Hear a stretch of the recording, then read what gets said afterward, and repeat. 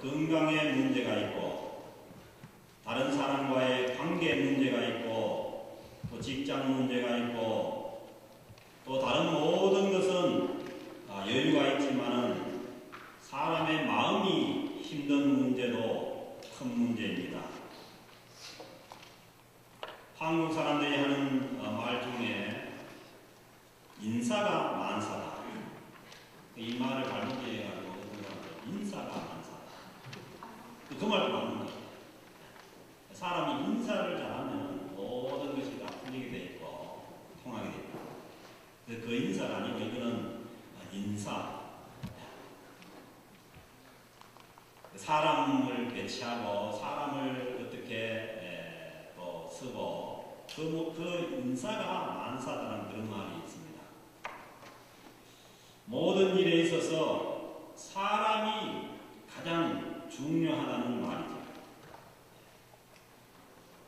어떤 사람들이 그곳에 있느냐, 어떤 사람들과 함께 하느냐가 모든 문제를 해결하는데 중요하다는 것입니다. 대통령도 그렇죠. 대통령이 어떤 사람이 세워지느냐에 따라서 그 임기 기간에 그 나라의 모든 것들이 다 결정이 나고 이루어지는 것입니다. 우리가 살아가는 이 삶에도 마찬가지입니다. 중요한 것은 사람이 중요하다는 것입니다.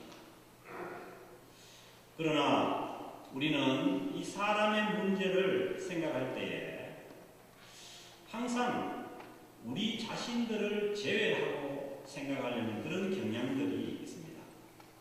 그러나 이 사람의 문제 중심에는 항상 내 자신이 있다는 것을 기억을 해야 됩니다.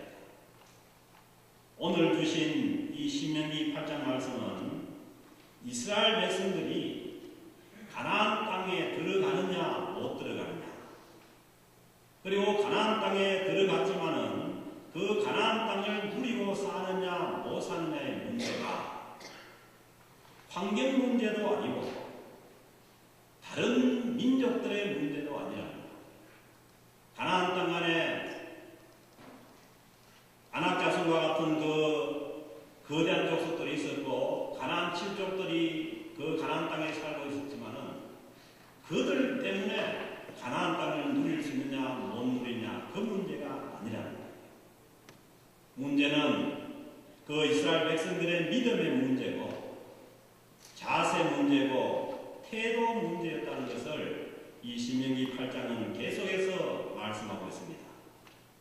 그러므로 우리의 모든 문제를 해결하고 풀어나가기 위해서는 내 믿음을 돌아봐야 하고 내가 인생을 사는 자세가 바로 되어 있는지, 내 인생을 사는 내 태도가 바로 되어 있는지를 점검해 봐야 합니다. 사랑하는 성도 여러분, 2014년도 한 해 동안 우리가 주님의 은혜 가운데 살기 위해서 여러분들의 믿음과 여러분들의 삶의 자세와 태도를 바로 하여서 복된 한 해를 살 수 있기를 주님의 이름으로 축복합니다. 오늘 주신 말씀 16절 말씀을 보면은 마침내 내게 복을 주려 하심이니라 그렇게 말씀하고 있습니다. 내 조상들도 알지 못하는 만나를 광야에서 내게 먹이셨나니 이는 다 너를 낮추시며 너를 시험하사 마침내 복을 주려 하심이었느니라. 영어로 보면은 In the end it might go well with you. 우리를 잘되게 하기 위함입니다.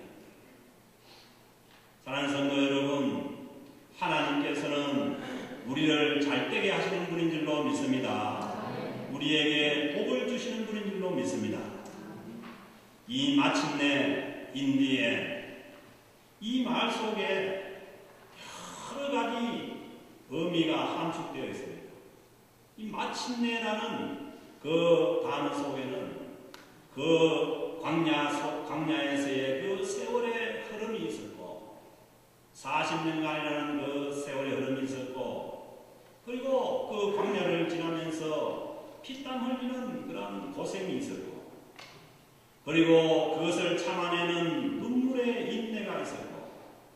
그리고 여러 가지 시험이 있었습니다. 그런데 하나님께서 허락하시는 이 복은 이런 역경과 시험의 끝에 하나님께서 복을 허락하신다는 말씀입니다.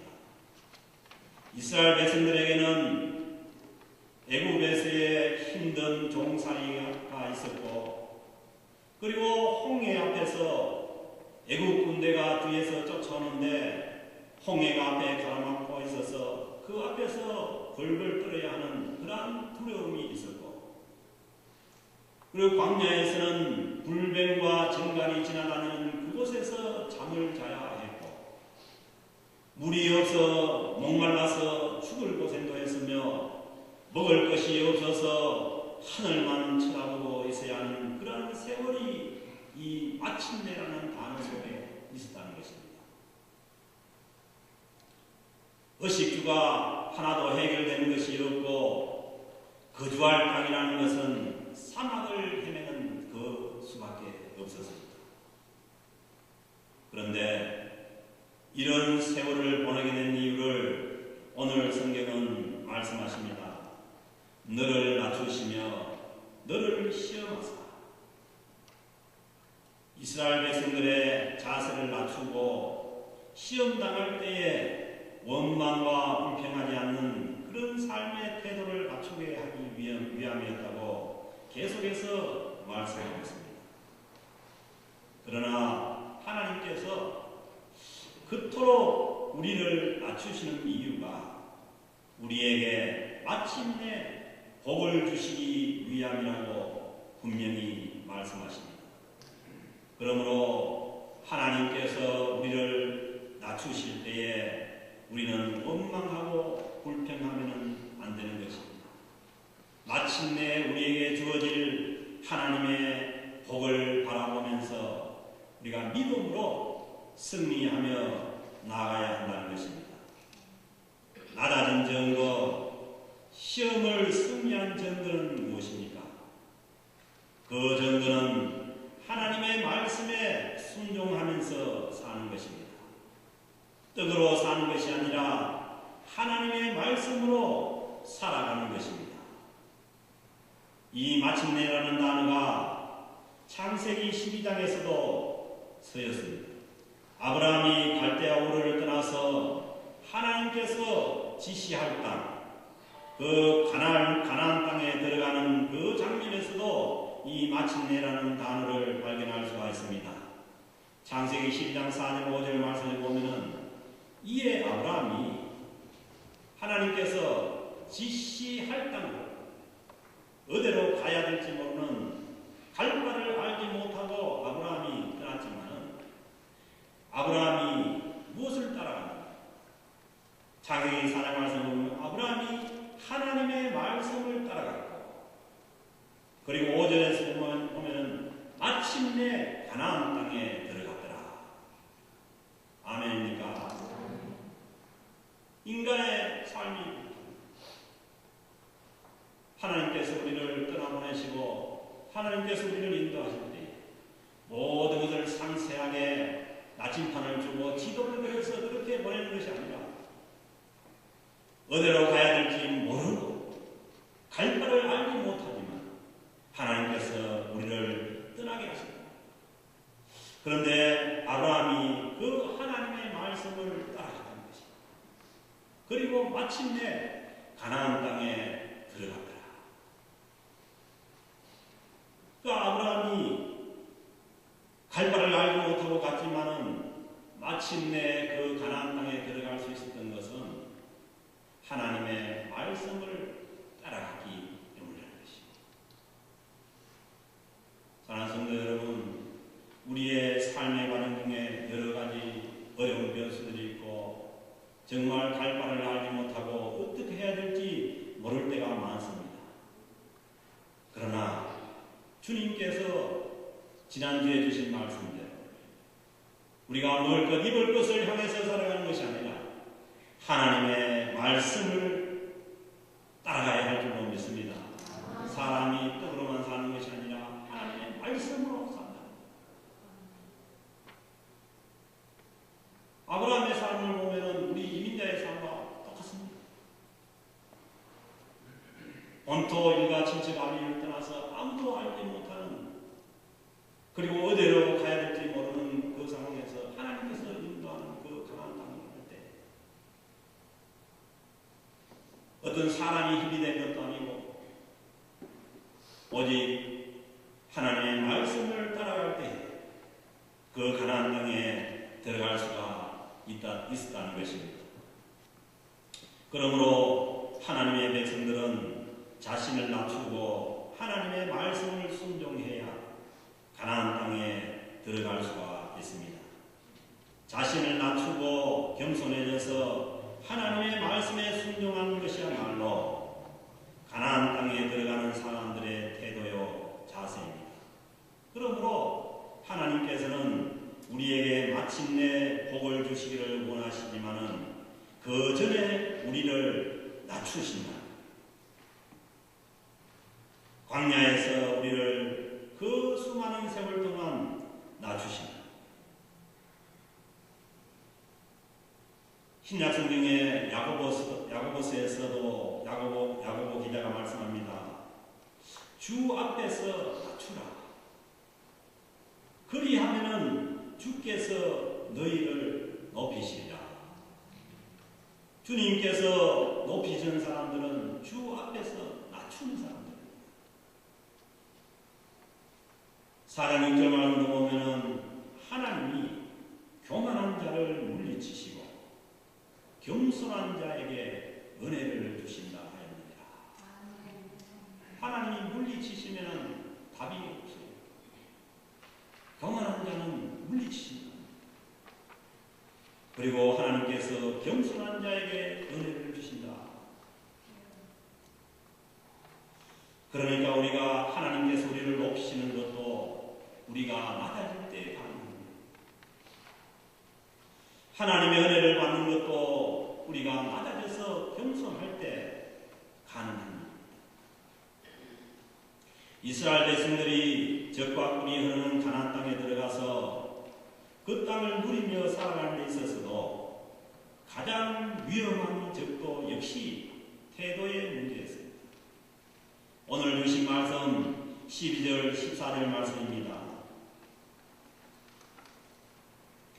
내가 먹어서 배부르고 아름다운 집을 짓고 거주하게 되며 또 내 소와 양이 번성하여 내 은금이 정식되며 내 소유가 다 풍부하게 될 때에 하나님께서 가나안 땅에 들어가게 하셔서 그 가나안 땅에서 모든 것을 누리면서 살아갈 때에 14절 말씀 보면은 내 마음이 교만하여 내 하나님 여호와를 잊어버릴까 염려한다.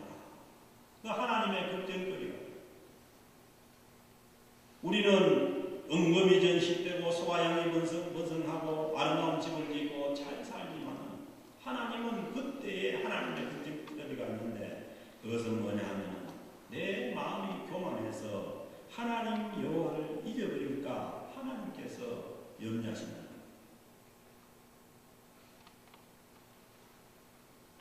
결국 교만이라는 이 삶의 태도가 문제입니다.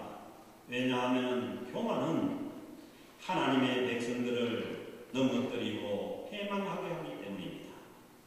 잠언 16장 18절 말씀에서 교만은 패망의 선봉이요 거만한 마음은 넘어짐에 앞장인 자.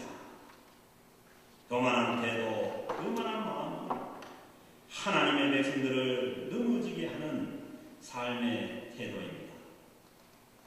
하나님의 백성들이 모든 일이 잘 되고 풍성한 삶을 누릴 때에 교만해지고 거만해지면 왜 안 되느냐 하면 하나님을 잊어버리기 때문입니다. 14절 말씀 보면 내 마음이 교만하여 내 하나님 여호와를 잊어버릴까 염려하노라.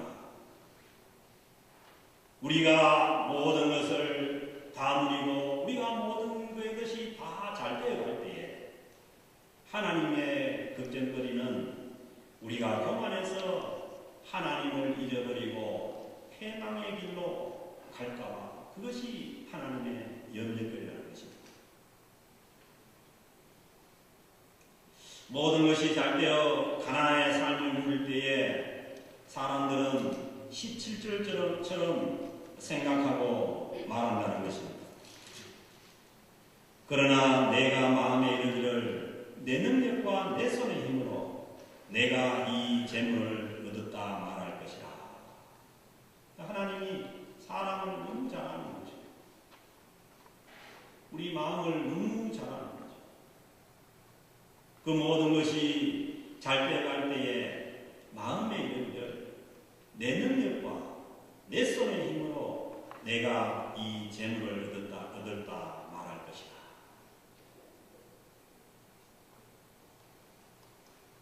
무엇이 교만입니까? 모든 것을 내가 했다고 생각하는 그것이 교만한 마음입니다. 하나님을 잊어버리는 것, 그것은 망각이 아닙니다. 치매도 아니고요, 건망증 때문도 아닙니다. 하나님을 잊어버리는 것은 우리 마음이 교만해졌기 때문입니다. 그러나 이 교만이 우리를 멸망으로 인도한다는 것입니다.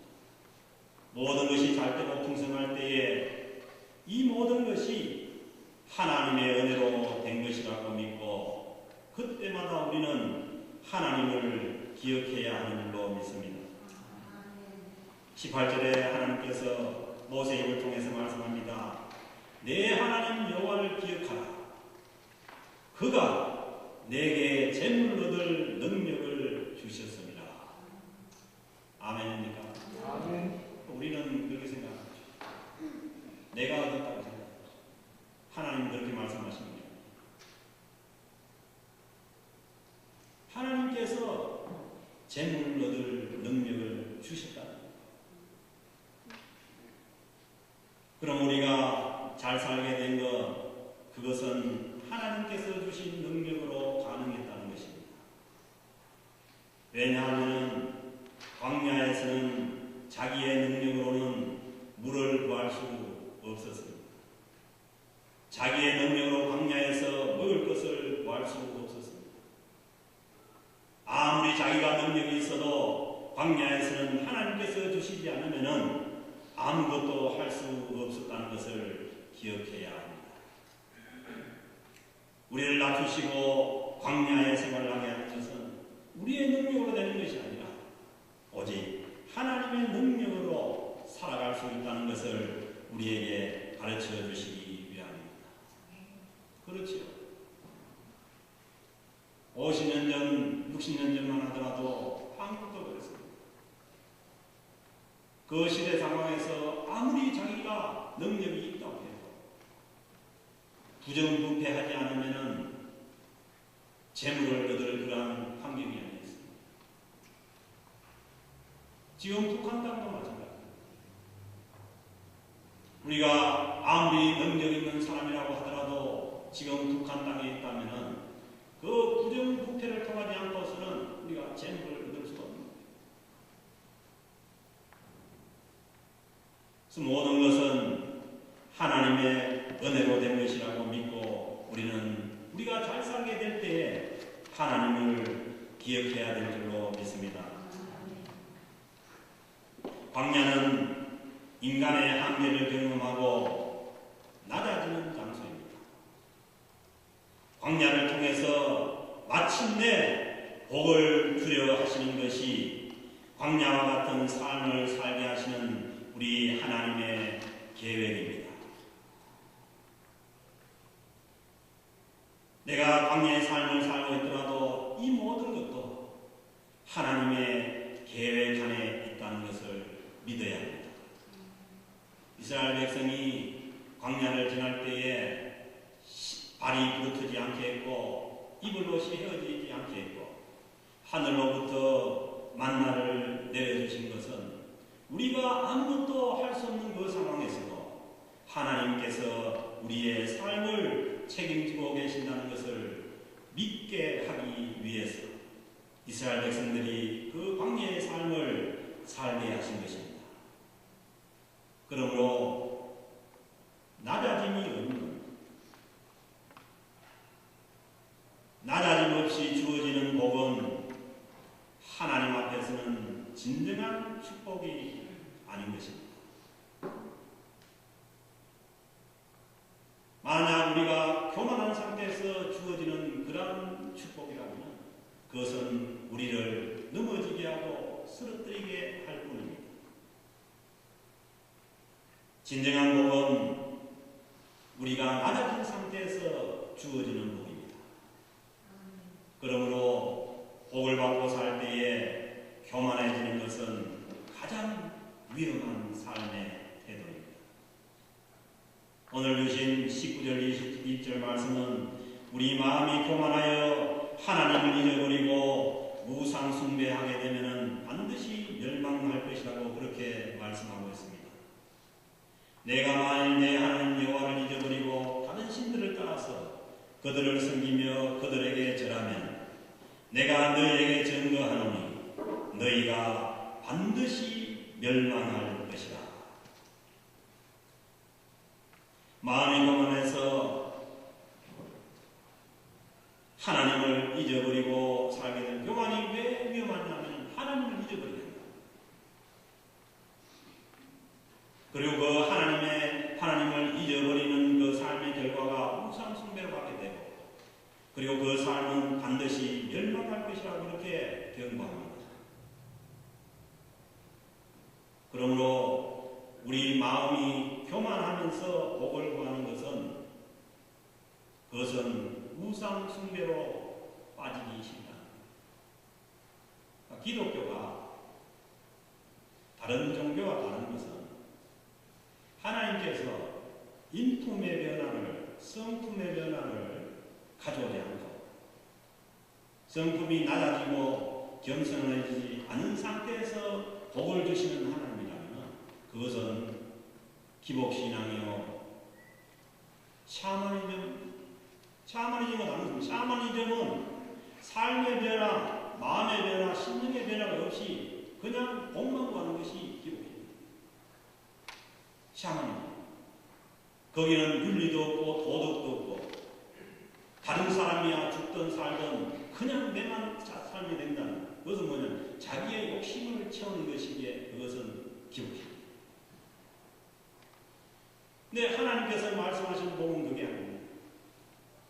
우리의 심령을 변화시켜서 우리의 삶의 태도가 변화되어서 거기에 주어지는 복이 진정한 하나님께서 주시는 복인 줄로 믿습니다. 그래서 우리가 우리 심령의 변화가 없이 우리 인격의 변화가 없이 삶의 변화가 없이 복만 구한다는 것은 그것은 우리를 교만하게 만들고 우상 숭배로 빠지는 아주 위험한 그런 상황입니다.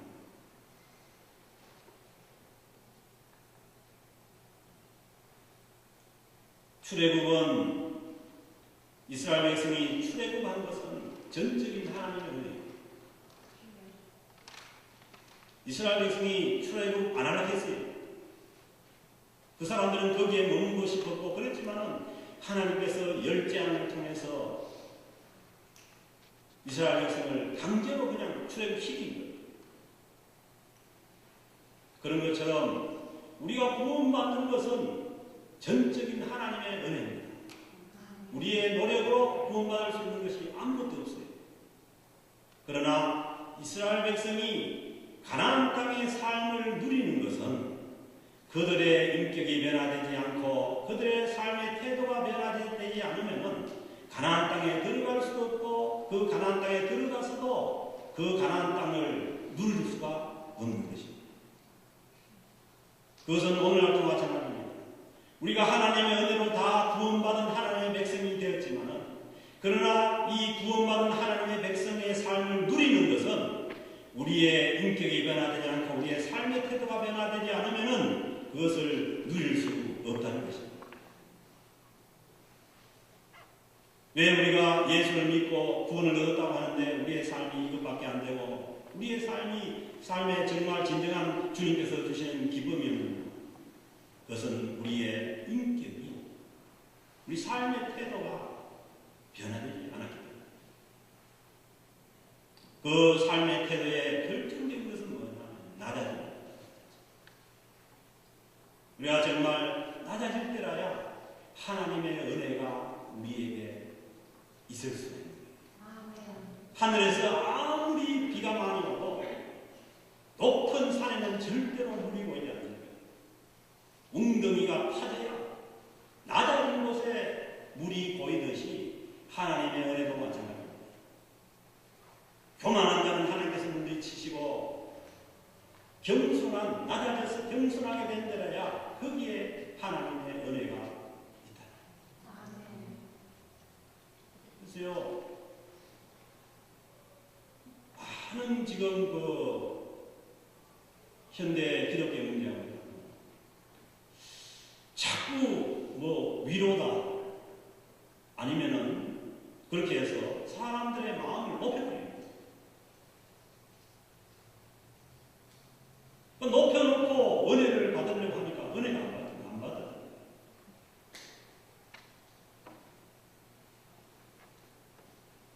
진정한 은혜는 우리가 하나님의 말씀을 통해서 우리의 심령이 가난해지고 우리의 심령이 낮아졌을 때 거기에 하나님의 은혜가 있는 줄로 믿습니다. 속지 마세요. 회개가 없이 낮아지지 않은 그런 심령이 무엇을 할 수 있다고 하고 무엇을 한다고 하고 마치 모든 것을 할 수 있다고 하는 그런 부추기는 그런 말씀은 아닌 거예요. 정말 우리가 하나님 앞에 회개하는 심령이 되어서 하나님 앞에 마음이 겸손해지고 낮아졌을 때라 거기에 진정한 하나님의 은혜가 있는 줄로 믿습니다.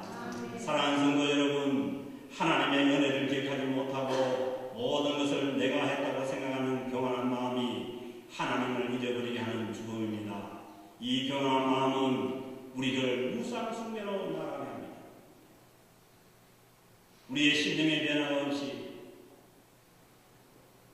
교만한 그런 상태에서 이 세속의 공만 구하는 그런 우상 숭배로 나아가게 하는 그런 마음입니다. 그러므로 우리가 모든 것이 잘 되고 나갈 때 내 마음속에 교만한 마음이 들어오면 하나님의 은혜를 기억해야 합니다. 광야를 기억해야 합니다. 하나님의 은혜를 잊어버리지 말고 늘 하나님께 감사해야 합니다. 감사라는 것은 하나님의 은혜를 잊어버리지 않고 기억하는 데서 감사가 합니다. 사랑하는 성도 여러분, 저는 여러분들의 이민의 삶이 더욱더 안정되고 풍성해지기를 원합니다. 그러나 이민의 삶이 안정되고 풍성해질수록 우리는 하나님을 기억해야 합니다. 그 하나님의 은혜를 기억하는 자의 삶의 태도가 감사입니다. 감사는 가나안의 풍성한 삶을 누리는 자가 가져야 하는 중요한 삶의 태도입니다. 우리가 하나님을 향해서 감사할 때에 우리를 무너지게 하는 교만과 원망과 불평이 우리의 입에서 사라지게 되는 줄로 믿습니다. 우리의 모든 원망과 불평이 감사로 바뀌어서 낮아진 자에게 마침내 주시는 그 하나님의 진정한 복과 은혜를 받아 누리고 살아가는 2014년도 한 해가 될 수 있기를 우리 주님의 이름으로 축복합니다.